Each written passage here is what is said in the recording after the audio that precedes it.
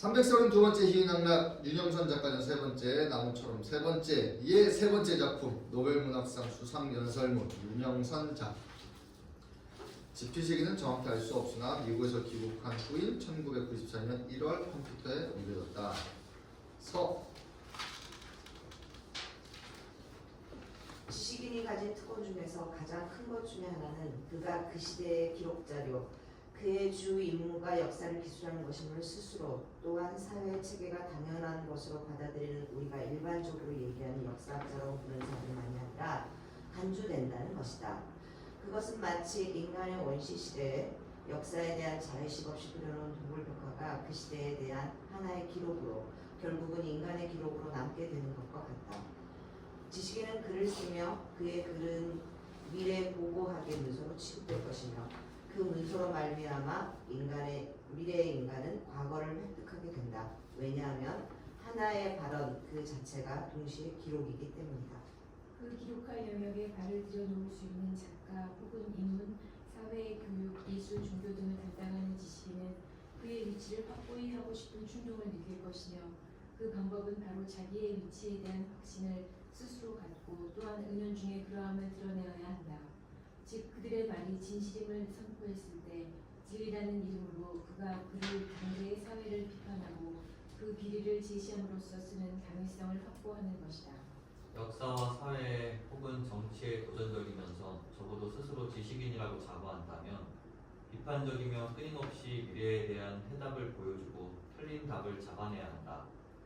그의 위치는 그 담론의 세계가 현실의 세계에 끼치는 영향력에 비례하고 있으며 사람들은 일상생활에서 재미있고 쉬운 저자를 좋아하면서도 무언가 더 가치 있는 삶을 위해서 무언가 더 유익하다고 생각되는 작가에 점수를 주는 것이다. 그것은 수업을 하지 않고 놀기만 하는 교사가 대하기 쉽고 재미있다고 생각하면서도 훌륭한 교사를 추천한다면 엄하고 사명감을 가지고 수업을 하는 교사를 지목하려는 심정과 흡사하다. 그러나 더 나은 작가나 더 낮은 작가의 위상 체계가 문제가 아니라 저자가 가지고 있는 입장 그 자체가 문제로 삼아질 수 있다. 어느 교사건 그들은 가르치려고 하며 만약 가르치지 않는 순간 그의 존재 이유는 성립될 수 없기 때문이다. 그는 말을 한다. 그것이 바로 인간의 역사에 있어서 말하는 자와 듣는 자의 입장을 설정하게 되어 있으며 이것은 거의 불가항력적이라고 할 수 있다. 때로는 말하는 자와 듣는 자를 동등하게 하려는 토론이 있으나 한꺼번에 두 사람이 동시에는 얘기할 수 없으며 참석자들의 여론은 사회에 보이는 또는 안 보이는 발언에 의해 조정되기 합니다. 그런데 만약 말하는 자가 자기의 논리에 혹은 자기가 전달하려는 의미체계에 회의를 갖게 된다면 그를 지탱시켜주는 언어가 그 언어를 의심하게 된다면 그의 담화는 흔들리기 시작할 것이다. 그가 가리키고 있는 내용이 인간의 삶을 변화시킨다고 할지라도 근본적인 것은 변하지 않는다는 것을 알았을 때 그의 음성 속에 타자의 음성이 자기가 거부하려는 자의 음성이 자기의 목소리를 빌어서 발언한다고 느꼈을 때 듣는 자들은 말하는 자에게 대신 그 특권을 줌으로써 자기들은 면책 특권을 받게 되는 은혜를 즐기고 그 모든 책임을 말하는 자에게 전가시키려 하는 음흉한 의도로 간파했을 때 아니 그의 목소리가 사장된 침묵의 음성에 귀를 기울일 때 그 배면에 흉측하게 달라붙어 있는 목소리의 죽음을 그 싸늘한 죽음을 느꼈을 때 생존하고 있는 음성은 침묵한 음성의 시체 더미를 딛고서 그 피를 빨아먹고 생명을 유지하고 있다는 것을 느꼈을 때 바로 자기가 사용하는 음성은 역사 과정의 전 체계 속에서 그 역사를 지탱해 주었던 특권의 지위에 서 있다는 것을 알아챘을 때 침묵의 소리가 너무나 깊어서 발화되는 음성이 그 어두운 심연을 들여다보고서 그 비릿한 피내음에 아니면 수혈된 죽은 목소리가 살아있는 목소리에 휩싸이고 있을 때 음성은 말은 지식인은 뒤흔들린다. 살아있는 목소리를 포기하면 더 이상 발화는 존재하지 않게 되어 죽어있는 발화를 되살릴 수 없게 되며 살아있는 목소리가 자기를 부정하는 순간 자기 안에 부정하는 그것이 존재한다는 것을 알게 된다. 어떻게 할 것인가? 지식인은 자기의 목소리를 듣는 자들에 의해서 부패하기 시작한다. 왜냐하면 그는 계속 말해야 할 숙명이기 때문이며 그가 말을 한 뒤에 그 말을 얼마만큼 듣는 자들이 준수했는가를 나중에 심판할 수 있을 만큼 안전하게 숨어있을 신의 나라와 같은 공간이 없기 때문이다. 만약 그가 심판만 할 수 있다면, 절대적인 심판만 할 수 있다면 그는 안전할 것이다. 그러나 듣는 자들은 자기들의 궁금증을 끊임없이 말하는 자가 풀어주기를 원하며 만약 자기에게 맞지 않을 때는 언제든지 배반한다. 그러나 그들은 듣는다. 마지막 순간까지 그것이 더 이상 진실이 아님을, 아니 자기에게 맞지 않음을 알 때까지는. 왜냐하면 듣는 순간 그 타자는 자기의 일부가 되고 부정하면서도 그것은 자기의 모습이 되고 자기가 택했다는 책임감과 그와 같은 담론 체계 속에 있다는 것 때문이다. 여기까지 제가 읽게요. 문제는 듣는 자에게 있는 것이 아니라 말하는 자에게 있다. 듣는 자는 자리를 뜨기가 훨씬 더 수월하다. 그러나 말하는 자는 말하는 순간 듣는 자들의 눈과 귀에 붙들려 버린다. 1. 관객들이 처음 들어왔을 때 무대는 완전히 비어있다. 관객들이 객석을 채우고 거의 시작할 시각이 되었을 때 몇 명의 사람들이 무대 아래쪽에 축하 화환을 배치하고 혹은 무대 위에 설교대와 마이크를 설치하기 시작한다. 그 중에 양복을 깨끗하게 입은 자가 말없이 그들을 지시한다. 그러나 관객에게는 그의 말이 전혀 들리지 않는다. 의도적이라기보다는 숙연한 분위기를 깨뜨리지 않으려는 섬세한 배려인 것 같다. 그는 설교대와 마이크의 위치들을 몇 번 변경시키더니 만족한 듯한 표정으로 마이크 앞에 선다. 객석의 불이 흐려지고 동시에 무대에 불이 들어오면서 개새끼들이라는 말이 마이크를 통해서 들린다. 마이크가 꺼진 줄 알고 장난을 했던 양복을 입은 자는 팔짝 뛰듯 놀래더니 목청을 닫아듣고 마이크 이상이 없으니 불 꺼요 라고 말하며 조명실에 불을 끄라는 손짓을 한다. 다시 객석의 불이 들어오고 무대가 어두워진다. 그가 황급히 사라지고 나면 무대 중앙 아래쪽에 놓인 설교대와 그 위에 마이크만이 남는다. 뒤이어 객석의 불도 서서히 어두워진다. 객석들의 얘기 소리가 속삭임으로 변하고 그 속삭임이 하나씩 둘씩 사라질 때쯤이면 목소리가 들리기 시작한다. 목소리는 심야 방송의 디스크 자켓처럼 촉촉이 젖어 있으면서도 감미롭고 속삭이듯 들려야 한다. 목소리가 시작되기 전 무드있는 경음악이 시작된다. 목소리는 음악을 배경으로 들린다. 네, 안녕하십니까. 오랫동안 기다리셨죠? 이제 곧 이번 노벨문학상을 수상하신 작가 선생님이 나오시겠습니다. 실내 정숙을 해주세요. 기침을 하실 분은 미리 목을 가다듬으시고 꼭 딸꾹질을 하고 계신 분은 찬물을 빨리 마시고 오시고 아직 화장실에 다녀오시지 않으신 분이 계시면 1분 내로 다녀오시길 바랍니다. 일단 연설이 시작되면 작가 선생님의 경호 문제상 입구를 폐쇄하게 되오니 그점 양해하시길 바랍니다. 이제 곧 작가 선생님께서 등장하실 겁니다. 등장하시면 박수로 환영해 주시길 바랍니다. 자, 박수 부탁드립니다. 더욱 힘차게. 예, 좋습니다. 목소리에서 유도된 관객들의 박수소리와 함께 등장하는 작가. 아주 비적 마른 사내가 팬티만 입은 채 힘없이 걸어나온다. 단상을 향해 앞만 보고 걸어가며 손을 들어 관객들의 박수를 저지시킨다. 관객들이 그 신호에 박수를 멈출 수도 있고 아니면 계속 칠 수도 있다. 그런 경우엔 작가가 설교대 앞에 선 뒤에 박수를 그쳐줄 것을 당부한다. 감사합니다. 제가 이 자리에 설 수 있게끔 최종적인 결정을 내려주신 심사위원들 그리고 저희 얘기를 듣기 위해 이곳에 나와주신 여러분께도 감사드립니다. 사이. 이 자리는 세계시를 가리키는 그리니치 천문대와 같습니다. 그리니치 천문대를 중심으로 세계의 표준시가 정해집니다. 그리니치 천문대를 통과하는 경선이 본초 좌우선이고 그 본초 좌우선의 지방시가 세계시가 되듯 한 인간이 이 자리에 서게 되는 순간 그는 인간 정신의 본령이 되는 것입니다. 사이. 저는 노벨문학상을 받는 사람입니다. 저는 한 개인으로서가 아니라 온 인류의 기대와 영원의 사물로서 가장 세련되고 가장 숭고한 인간 정신의 결정체로서 이 자리에 서 있는 것입니다. 저는 진리를 말해야 합니다. 이 자리는 성스러운 자리이기 때문입니다. 지금껏 위대한 작가들이 성스럽게 하였던 이 자리를 더럽힐 수 없기 때문입니다. 저는 이상의 권위의 등가물로서의 진리를 말해야 합니다. 수상 결정을 내려주신 심사위원과 모든 인간의 양식에 먹칠을 해서는 안 됩니다. 저는 인류의 총체적인 영혼의 산물입니다. 여러분의 우상이며 피난처이며 창녀입니다. 저는 여러분의 가슴을 축축이 적셔 주어야 합니다. 즐거운 표정을 지어야 합니다. 여러분은 더욱더 고통스럽게 만들어서는 안 됩니다. 거기 기분 나쁜 듯한 표정을 짓고 계신 분이 계시군요. 제가 당신의 의도를 벗어난 말을 했다고 해서 아니 꼬운 눈초리를 보내지 마십시오. 아니 이빨을 반다거나 입술을 잘근잘근 씹어도 좋습니다. 그러한 행위는 당신의 자유에 속합니다. 그러나 내가 노벨문학상 수상자라는 사실을 망각하지 마십시오. 여러분이 저에게 가치를 부여했습니다. 비록 제가 엉뚱한 말을 하더라도 제 말 속에는 진리가 숨어 있다거나 혹은 결말에 가서 어찌어찌 결말을 가져올 것이라고 믿어야 합니다. 아니 이미 그렇게 믿고 있는지도 모릅니다. 아, 저를 믿고 있으시군요. 사이. 여러분은 시계 진행에 관한 프로그램을 받아보았을 때 저의 용물을 그려보았을 것입니다. 나의 코 밑에는 두텁고 부드러운 수염이 있어야 된다거나 나비 넥타이를 매야 한다고 생각했을지도 모릅니다. 눈이 사슴처럼 맑아야 하고 음석은 고뇌에 차 있을 것이라고 상상할 수도 있었겠지요. 여러분은 시계를 보고 침을 삼키고 나의 등장을 기다렸습니다.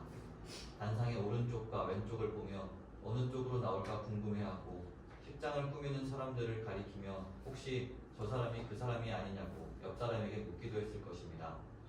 하지만 묻지 않기도 했을 것입니다. 그러나 도중 괜히 가슴이 울렁거리고 옆에 앉아있는 사람에게 말을 걸고 싶은 충동을 느끼는데 특별히 할 말이 없어서 그냥 헛기침을 하며 손가락으로 뚝뚝 소리를 냈는지도 모릅니다. 옆에 앉아있는 사람이 친근하게 느껴지기도 하고 주는 것 없이 믿기도 하고 그래서 신경 쓰지 않기로 작정했거나 아니면 애초부터 신경 쓰지 않았을지도 모릅니다. 그도 아니면 나란히 앉아있는 옆 사람에게 아무 말도 하지 않고 서로 생각에 빠져있는 것이 너무나 비인간적인 것 같고 저에 대해서 무엇인가 아는 체를 하려다가 돌연 여러분 모두가 저의 연설을 듣기 위해서 한자리에 모였다는 사실을 뒤늦게 깨닫고 같은 목적을 가지고 같은 장소에 앉아있다는 그 사실에 일종의 동료감을 느끼면서도 한편은 그따위 것이 무슨 대수야? 나는 나고 다른 연놈들은 다른 연놈들인지 하고 생각할 수도 있고 그제야 주위를 휘둘러보고 다른 사람들은 어떤 생각에 잠겨서 앉아있는 것일까 궁금할 것이며 시간이 다 되었는데 아직 나오지 않는 나의 처사에 화를 내야 하는 건지 아닌지 약간 고민도 하고 그런 사이에 또 시간이 흐르고 있습니다. 사이. 자, 이제 여러분의 공연 준비는 거의 끝나갑니다. 이제 제가 나갈 차례입니다. 나는 여러분이 저를 위해서 만들어 놓은 분위기 안으로 걸어 들어갑니다. 저는 여러분이 치는 우레와 같은 박수 소리를 듣습니다. 여러분은 장르를 가득 채우는 박수에 의외로 놀래며 가슴 한편이 왠지 짜릿해짐을 느낄지도 모릅니다. 군인들이 행진하는 것을 지켜볼 때와 비슷한 느낌일 것입니다. 저는 박수를 받으며 단상으로 걸어갑니다. 제가 등장한 순간 여러분이 상상했던 모습과는 제가 너무나 다르다는 것을 알고 실망을 할지도 모릅니다. 그러나 여러분은 주위 사람에게 쉿 하며 조용히 해달라고 부탁하며 목을 가다듬고 옷깃을 여는지도 모릅니다. 저는 얘기를 시작합니다. 여러분은 나의 행색을 보며 혹시 여러분이 뭘 잘못 보았거나 아니면 헛것을 보았나 다시 한번 생각을 하고 난 뒤 결국 당신은 미친 것도 아니고 잘못 본 것도 아니라는 결론을 내립니다. 그러나 여러분은 깨어진 기대를 다시 끌어모으기 위해 노력을 할 것입니다. 목을 축인다. 야 이 개새끼들아. 사이. 누가 있는 거죠? 방금 이 말을 듣는 순간 누군가는 깜짝 놀랐을 것입니다. 여기 논산훈련소에서 신병을 훈련하는 자리나 동네 양아치들끼리 한판 옮겨붙는 자리도 아닌데 저 말이 왜 저 사람이 입에서 튀어나오나 의아해할 것입니다. 그러나 놀라지 마십시오. 다만 저는 여러분을 개새끼라고 부르고 싶었기 때문에 개새끼라고 불렀을 수도 있고 아니면 이것은 여러분하고는 하등의 관계도 없을 수도 있습니다. 그럼에도 불구하고 여러분은 그 말이 여러분과 관련된다는 생각을 해야 합니다. 당연히 그렇게 생각할 수밖에 없다는 논리 때문에 그렇게 생각할 뿐입니다. 그러나 당연히 나오지 말아야 할 말이 나왔다는 사실 때문에 벌써 여러분의 가슴 속에는 자그마한 유혹이 뭉클뭉클 치솟기 시작하면서 불안한 입자입니다. 제 말 한마디가 여러분을 더욱 강하게 묶기 시작합니다. 불안이 아니면 불편함이 여러분을 하나로 묶어주는 밧줄이 됩니다. 사이. 좋습니다. 연설을 계속하겠습니다. 여러분은 연설 도중 점잖지 못한 말이 튀어나온다고 해서 연설을 중단시킬 수는 없습니다. 웃음소리가 기분 나쁘다던가 양복을 입지 않았다던가 혹은 머리를 감지 않았다고 해서 연설을 중단시킬 수는 없습니다. 여러분은 오히려 내 머리가 번들거리는 것을 보고 지저분하다고 생각하다가도 얼마 후에는 무술을 발랐을 것이라고 스스로 설득할지 모릅니다. 아니면 소설을 쓰다가 나오다 보니 머리를 감지 못했구나 하고 너그럽게 보아줄지도 모릅니다. 아니 정말로 그렇게 생각합니다. 그러나 저는 머리를 감았습니다. 그리고 그것이 중요한 것은 아닙니다. 그러나 또 한편은 그것으로 말미암아 당신들이 무시당했다고 생각할 수도 있습니다. 하지만 저는 머리를 감았습니다.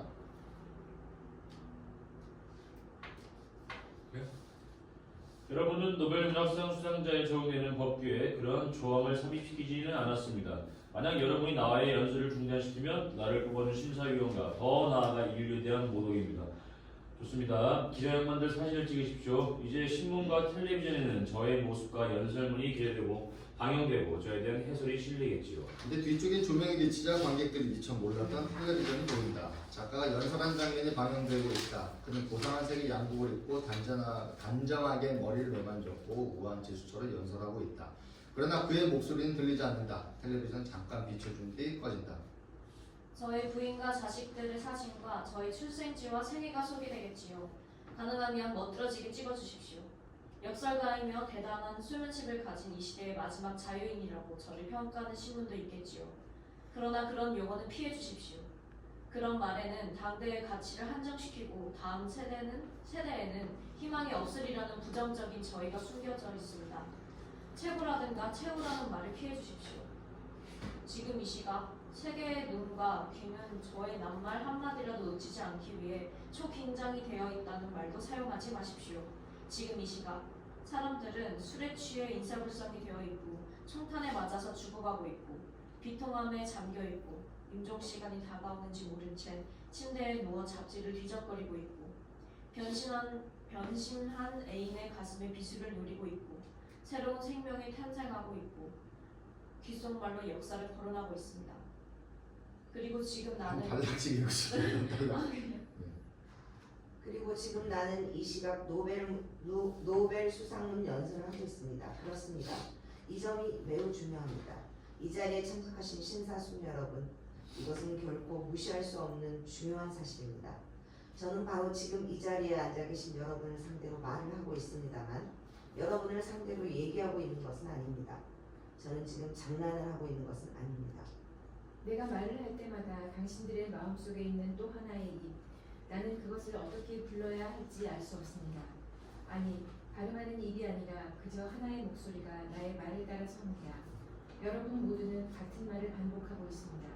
소리의 형태를 띤 내 말이 확성기를 통해 이 공간을 채우고 있습니다만 사실은 이것보다 훨씬 큰 목소리, 크기를 정할 수 없는 여러분의 목소리가 거기에 반항하고 있습니다. 반항하고 있습니다. 여러분의 내부에서 스스로 울리는 목소리는 내 말을 따라서 하는 목소리에 자리를 내어줍니다.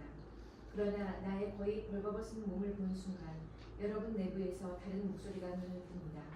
아니 저게 뭐야? 저럴 수가, 저런 미친 새끼 등의 목소리를 스스로 들을 것입니다.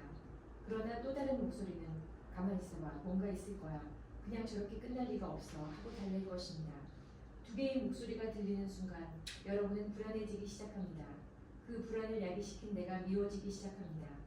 여러분은 여기에 오기 전에 거울을 수십 번 들여다보고 부인이나 남편에게 옷차림을 확인시키고서야 점잖은 표정과 함께 이곳에 나오셨겠죠. 이 자리에 걸맞은 태도와 표정과 옷차림으로 여러분은 연기를 위한 준비를 끝내고 여기에 나왔습니다. 그리고 내 얘기가 끝날 때까지 여러분은 여러분의 연기를 충실하게 하기 위해 노력하고 있습니다. 그러나 내 연기가 여러분의 기대를 배반했기 때문에 따라서 여러분의 연기 준비는 화사가 될지도 모릅니다. 당신들은 당신들의 기대를 배반한 내가 밉기도 하고 또 한편은 여러분의 준비가 호세가 되지 않기를 바라기 때문에 나에게 끊임없는 기대를 또 거는 것입니다. 저럴 수가 하는 소리는 저렇게 안 했으며 하는 소리의 또 다른 표현입니다. 여러분은 어디로 가야 할지 당황하고 방황하고 있을지도 모릅니다. 그러나 당황하지 않기 위해 당황하지 않은 척하고 있을지도 모릅니다. 혹시 지금 오줌이 나올 것 같지 않으십니까? 사실은 아닌데 내 얘기를 듣는 순간 그렇게 생각하시는 것은 아닙니까? 그런 것도 같고 그렇지 않은 것도 같으십니까? 그렇기 때문에 화장실에 가서 확인하고 싶지 않으십니까? 만약 그렇게 되면 결과적으로 화장실에 가게 된 것이 되며 오줌을 싸게 되는 것이 아닐까요? 오줌이 마리 오면 화장실에 가십시오. 기침을 참기 위해 혀를 깨물지 마십시오. 혹시 약속 시간을 잊어먹었거나 전화 올 일이 있으시면 서슴없이 일어나 주십시오. 저는 여러분을 구속해서는 안 되고 또 그럴 수는 없습니다. 이 자리는 석고로 만든 동상을 세우는 자리가 아닙니다. 역사책에 금색 글씨로 된 대문자를 기록하는 것도 아닙니다. 그리고 여러분 역시 저희 연설만을 듣기 위해서 이곳에 온 것만은 아니지 않습니까? 허영심이나 호기심을 만족시키기 위해서, 시간을 때우기 위해서, 나의 단점을 발판 삼아서 나와 동등한 위치에 서고 싶다는 마음에서 극심한 고통에 시달리는 문제점의 해결책을 찾을까 해서 혹은 의무감이나 주위의 시선 때문에 왔을지도 모릅니다. 솔직히 말해서 여러분은 왜 여기에 나왔을까요? 사이 저에게 무슨 말이 나오길 기대하십니까? 진리요? 웃기지 마십시오. 이것은 노벨문학상 수상문이라는 이름의 연극일 뿐입니다. 그리고 종래의 희곡처럼 발단, 전개, 위기, 절정, 대단원과 같은 순서로 구성되지도 않았습니다. 카타르시스라고 부르는 설탕도 없습니다. 달콤한 사랑 이야기나 눈물을 찔끔거리게 하는 멜로도, 가슴 뛰게 만드는 활극도, 당신들의 혈관이 꿈틀거리는 관능적인 얘기도 없습니다. 그저 모래처럼 씁쓸한 말뿐입니다. 그래도 이것은 노벨문학상을 받은 자가 썼기 때문에 희곡이라고 생각해야 합니다. 우리 솔직히 개인적으로 토론해 봅시다. 그러나 이 자리는 사석이 아니라 공석입니다. 이런 좌석에서는 개별적인 고대한 토론할 수 없습니다. 공석이라는 공통 분모 위에서만 저의 분모가 성립될 수 있습니다. 진리란 궁극적으로 당대 사회의 인간 해방 혹은 인간 구원을 위한 치열한 의식과 실천 속에서 조금씩 획득되는 것입니다. 그러자면 필수적으로 성실한 의식과 극심한 고뇌가 수반되어질 수밖에 없습니다. 그러나 저는 여러분에게 그러한 것을 요구할 수가 없습니다. 또한 정말로 어느 날 인간이 그렇게 변한다면 사회에 변화가 오는지 또한 조금씩이라는 것이 얼마만큼 조금씩인지 저는 알지 못합니다. 그러나 저는 말해야 됩니다. 기대에 찬 여러분의 눈초리와 기다림의 자세를 무시할 수 없습니다. 작가 탁자 밑에서 꺼낸 코스튬을 컴퓨터 붙이고 안경을 낀다. 그럼 말하겠습니다. 진리를 부르짖는 위대한 분들과 서적이 물밀듯이 쏟아져 나옴에 따라 인간의 정신은 더욱더 고결해졌습니다. 위대한 종교가들이 많아짐에 따라 인간은 더욱더 성스러워졌습니다. 시간의 저쪽에는 보다 나은 삶이 우리를 기다리고 있습니다. 자라나는 세대는 이 세상을 더욱더 바람직한 형태로 꾸밀 것입니다. 우리들의 위장은 더욱 살쪄갔고 과학은 더욱 발달하고 우리의 삶을 편하게 해주는 전자제품들은 정신이 혼란에 빠져버릴 만큼 쏟아져 나오고 관료적인 성격을 띤 조직사회는 보다 나은 항상보다 나은 세상을 약속합니다. 수많은 오락기구, 전자시계, 컬러 텔레비전, 피임약, 이 모든 것들이 우리의 것입니다. 부를 축적하십시오. 리얼해지십시오. 현실 수능주의자가 되십시오. 부모님 말씀 잘 듣고 선생님 말씀 잘 듣고 공부 열심히 해서 좋은 직장에 들어가고 이쁜 마누라 얻은 다음에나 그 전에나 멋있는 아파트 사서 이것저것 쓸만한 거 모조리 채우고 적당한 종교를 택하고 주말에는 이곳저곳 다니고 가끔은 건강을 점검하면서 적당한 운동을 하십시오. 개인의 힘이란 아무것도 아닙니다. 중요한 것은 집단의 힘입니다. 잡생각은 아예 허들 말고 쓸데없는 생각이 나면 신경 안정제나 수면제를 먹고 그것도 아니면 사우나를 하십시오. 자, 가정에 들어가 글라스에 색깔 좋은 술을 채운 뒤 복된 인류의 미래를 위해서 잔을 높이 쳐들 시간입니다.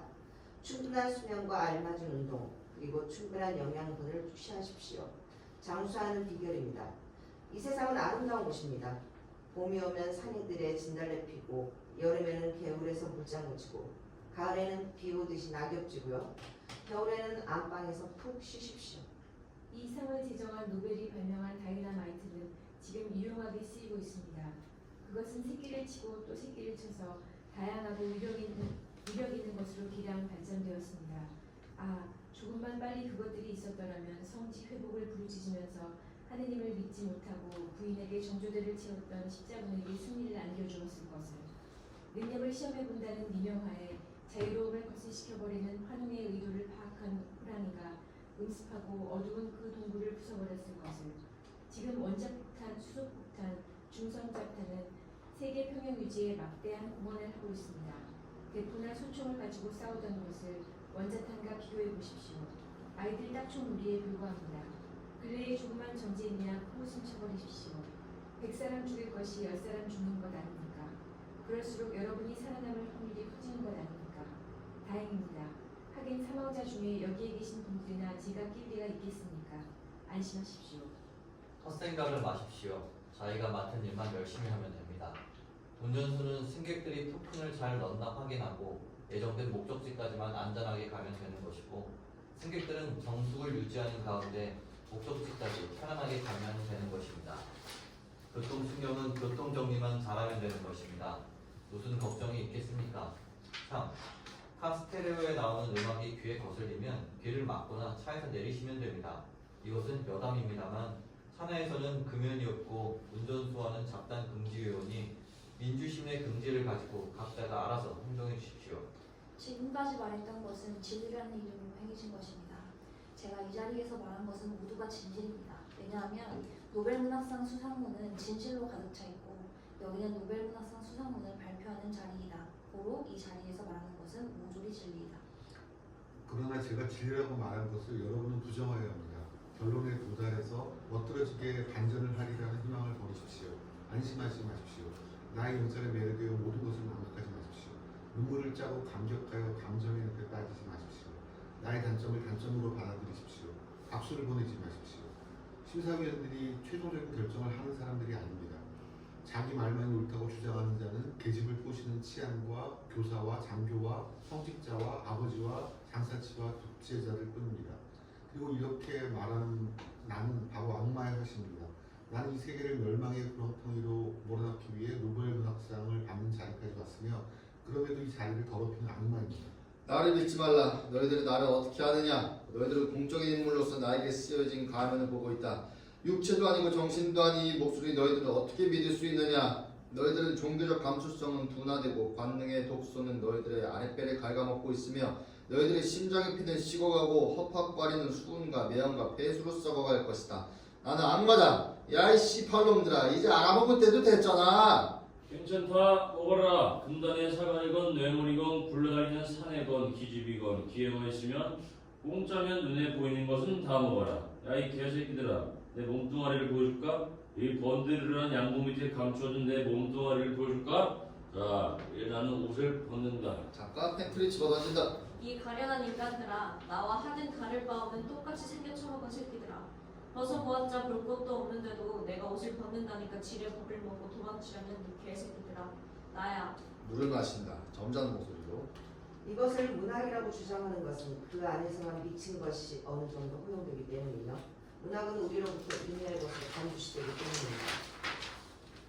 나는 미쳤습니다. 고로 미치지 않았습니다. 왜냐하면 나는 미쳤다는 것을 알기 때문에 미치지 않았습니다. 다시 말하면 나는 광인의 언어로 이성이 있음을 증명하거나 이성의 언어로 광인임을 증명합니다. 나는 미쳤으면서 미치지 않았고 미치지 않았으면서 미쳤습니다. 여러분은 내가 미쳤거나 미치지 않았거나 둘 중에 하나를 택하기를 원할 것입니다. 화자와 청자의 관계는 일반적으로 알고 있듯이 화자는 그저 얘기하고 청자는 그저 듣는 관계가 아닙니다. 말하는 자의 말을 듣는 자의 내부에서는 들리지 않는 말, 그러나 그의 내부에서 말이 들려옵니다. 식물의 언어입니다. 말하는 자는 듣는 자의 내부에서 들리지 않는 말을 들린다고 생각하면서 말을 한다. 마치 편지에서처럼 편지를 쓰는 자는 받는 자가 자기의 말을 어떻게 해석할지를 염두에 두고 편지를 쓰며 받는 자는 편지를 읽을 때 자기의 내부에서 울려오는 자기의 목소리를 통해서 보낸 자의 음성을 듣습니다. 조셉 체이틴이 말하고 있듯 좋은 나와 좋은 당신에게 당신들의 이익을 위해서 이것을 받아들이라는 전제 조건이 지나치면 나중에 당신을 위한다는 것 때문에 당신의 영역을 끊임없이 침범해 들어온다. 저의 이러한 발언은 여러분의 책임입니다. 저는 성스러운 이 자리를 부족한 원사로 더럽히고 말았습니다. 인간 정신의 최후의 보루를 황폐하게 만들어버렸을 때는 이 절망감과 허무감은 무척 큽니다. 여러분은 바로 이 저의 선물을 받아들여야 하며 저를 용서해서는 안 됩니다. 그러나 저를 용서한다고 해서 그 절망감이 회복된다고 착각하지 마십시오. 여러분이 침착하게 앉아 계신 이유는 현명한 판단을 위해서일 것입니다. 감정을 이성으로 통제할 수 있기 때문입니다. 여러분이 이성을 가지고 계시기 때문에 감정은 가지고 있지 않습니다. 당신들은 옆에 앉아있는 사람이 소매치기일지도 모른다고 생각할지 모릅니다. 그 순간 불안해지기 시작합니다. 주머니에 든 돈의 액수를 헤아려보고 싶어집니다. 그러나 속주머니에 든 돈을 꺼낼 수는 없습니다. 그래서 차라리 이런 자리에 소매치기가 있을 리가 없다고 생각하기 시작합니다. 당신들은 극적인 것을 좋아합니다. 입술이 화끈하게 달아오르고 눈물이 날 만큼 매운 음식을 좋아합니다. 성교와 죽음을 좋아합니다. 피를 흘리는 레슬링을 좋아합니다. 그러나 여러분은 스스로 그렇지 않다고 여깁니다. 옆에 앉아있는 여자가 왜 다리를 자꾸 꼴까 이상하게 생각합니다만 다리를 보고 싶기 때문이라고 생각해버립니다. 여러분은 성녀 극장에서 쇼를 구경하는 사람들이 아닙니다. 여러분이 싸구려가 아닌 것을 증명하기 위해서는 휘파람을 불거나 야유를 퍼붓지 않아야 합니다. 집에 돌아가셔서 이 자리에 오지 못한 사람이 연설이 어땠느냐고 묻거든 아주 훌륭했다고 말해야만 합니다. 저에게 반대 의사를 가지고 있다는 해도 표현하지 않아야 합니다. 그것은 그러나 저의 말을 묵인한 것과 같습니다. 이제 여러분은 저를 미워합니다. 여러분이 원하지 않은 것을 얘기하기 때문입니다. 여러분을 속이지 않기 때문입니다. 여러분에게 환상을 심어주지 않기 때문입니다. 여러분에게 달콤한 얘기를 해주지 않기 때문입니다. 누군가 먼저 소리만 내지르면 당신도 거기에 합세리라고 마음속으로 속삭이고 있습니다. 누군가 여기에 곤총을 들고 저를 노리고 있습니다. 숨이 가까웁니다. 빵! 아니었습니다. 여러분에게는 발언권이 없습니다. 그것이 여러분이 여기에 올 때 암묵적으로 저와 약속한 것입니다. 여러분의 침묵 속으로 내 말이 스며듭니다. 내 말틈으로 여러분의 침묵이 스며듭니다. 이것은 언어이면서 동시에 침묵입니다. 지금 이 장소는 변해가고 있습니다. 여러분의 숨소리가 여러분의 눈이 마음속의 말들이 이 공간에 귀신처럼 떠들고 있습니다. 시계 진행에 관한 프로그램을 받아보았을 때 나의 용모를 그려보았을 것입니다. 나의 코 밑에는 두텁고 부드러운 수염이 있어야 된다거나 나비 넥타이를 맸을지도 모른다고 상상했을 수도 있습니다. 눈이 사슴처럼 맑아야 되고 음성은 고뇌에 차 있다고 상상할 수도 있을 것입니다. 여러분은 시계를 보고 침을 삼키고 나의 등장을 기다립니다. 단상의 오른쪽과 왼쪽을 보면서 어느 쪽으로 나올까 궁금해하며 식장을 꾸미는 사람들을 가리키며 혹시 저 사람이 그 사람이 아니냐고 옆 사람에게 물을지도 모릅니다. 그러는 도중 괜히 가슴이 약간 울렁거립니다. 괜히 옆 사람에게 말을 걸고 싶고 나에 대해서 알고 있는 것을 털어놓고 싶어집니다. 무릎 위에 종이를 놓고 필기할 준비를 할지도 모릅니다. 주위를 휘둘러보고 다른 사람들은 어떤 생각을 하고 있나 궁금할 것이며 시간이 되었는데도 아직 안 나오는 처세에 화를 내야 하는 건지 아닌지 약간 고민도 할 것입니다. 자, 이제 여러분의 공연 준비는 거의 끝나갑니다. 이제 제가 나가야 할 시간입니다. 나는 여러분이 저를 위하여 만들어 놓은 분위기 속으로 들어옵니다. 그 순간 여러분은 주위에 있는 사람들에게 쉿 하며 조용히 해달라고 부탁하며 괜히 목을 가다듬고 옷을 가다듬습니다. 제가 단상에 서는 순간 여러분의 기대는 깨어지기 시작합니다. 여러분이 상상했던 모습과는 너무도 틀리기 때문입니다. 하지만 금방 여러분은 깨어진 기대를 다시 주워 목을 위한 거리를 찾기 위해 주위를 슬며시 둘러봅니다. 눈이 이지적이라거니 날카로운 코가 마음에 든다거나 그것도 아니면 아주 소탈하게 생겼다는 식으로 말입니다. 그때 저는 인사를 합니다. 여러분은 그래도 일말의 기대감을 가지고 아니면 불만을 간접적으로 나타내기 위해서 우레와 같은 박수를 보냅니다. 여러분은 잡내에 울려 퍼지는 의외로 커다란 박수 소리에 놀래기도 하고 또 한편은 왠지 가슴 한편이 짜릿해진 걸 느낍니다. 개인의 힘을 넘어선 미력에 대한 존경감일 것입니다. 본인들이 행진을 할 때 느끼는 것과 비슷합니다. 끝까지 경청해 주셔서 대단히 고맙습니다. 여러분을 실험해 보았는데 여러분은 끝까지 질서를 지켜주고 교양인다운 태도를 보여주셨습니다. 여러분의 태도는 길이길이 후세에 남아 신성의 대상이 될 것입니다. 만약 여러분 중에 누군가가 결례를 할 거라면 신문에 그 장본인의 사진과 기사가 나서 공적으로 수치를 당했을 겁니다. 현명한 분들입니다. 감사합니다. 박수를 생략할 때는 집에 돌아가셔서 많이들 치십시오. 질문할 시간이 충분히 될 테니 저희 발언 막지 마십시오. 끝까지.